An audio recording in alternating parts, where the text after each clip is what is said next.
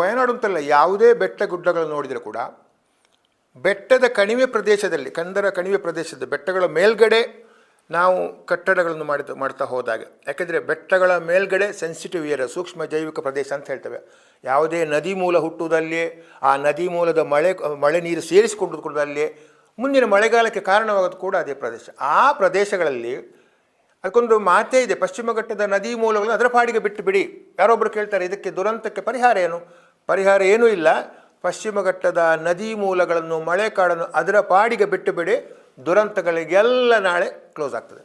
ಆದರೆ ನಾವೀಗೇನು ಮಾಡ್ತೀವಿ ಅಂತ ಹೇಳಿದರೆ, ಬೆಟ್ಟದ ಮೇಲ್ಗಡೆ ಒಂದು ರೆಸಾರ್ಟ್ ಮಾಡಬೇಕು, ಬೆಟ್ಟದ ಮೇಲೆ ಅರಣ್ಯ ಒತ್ತುವರಿ ಮಾಡಿಕೊಂಡಿದ್ದೇವೆ, ರೆಸಾರ್ಟ್ ಮಾಡಿದರೆ ಸಾಲದು, ಅಲ್ಲಿ ಬಿಲ್ಡಿಂಗ್ ಆಗಬೇಕು, ಅಲ್ಲಿಗೆ ರೋಡ್ ಆಗಬೇಕು, ಅಲ್ಲಿ DJ ಪಾರ್ಟಿ ಆಗಬೇಕು, ಅಲ್ಲಿ ಬೊಬ್ಬೆ ಆಗಬೇಕು, ಅಲ್ಲಿಯ ವೈಲ್ಡ್ ಲೈಫಿಗೆ ತೊಂದರೆ ಮಾಡಿದೆವು, ಅಲ್ಲಿಯ ನೀರಿನ ಸಹಜ ಹೊರತೆಗಳಿಗೆ ತೊಂದರೆ ಮಾಡಿದೆವು.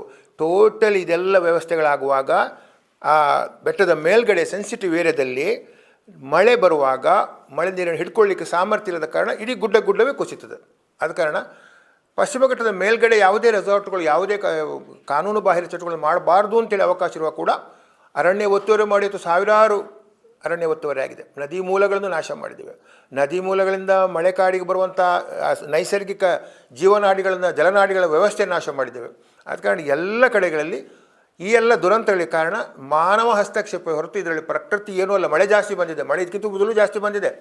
ಆದರೆ ಮಳೆ ಜಾಸ್ತಿ ಬಂತ ಆರೋಪ ಮಾಡೋದಲ್ಲ. ನಾವು ಪಶ್ಚಿಮ ಘಟ್ಟವನ್ನು ಯಾವ ರೀತಿ ನೋಡ್ತೀವಿ, ನಾವು ಒಂದು ಕಮರ್ಷಿಯಲ್ ಆ್ಯಂಗ್ಲಲ್ಲಿ, ಅಂದರೆ ಒಂದು ವ್ಯಾವಹಾರಿಕ ದೃಷ್ಟಿಕೋನ ನೋಡ್ತಿದ್ದೇವೆ.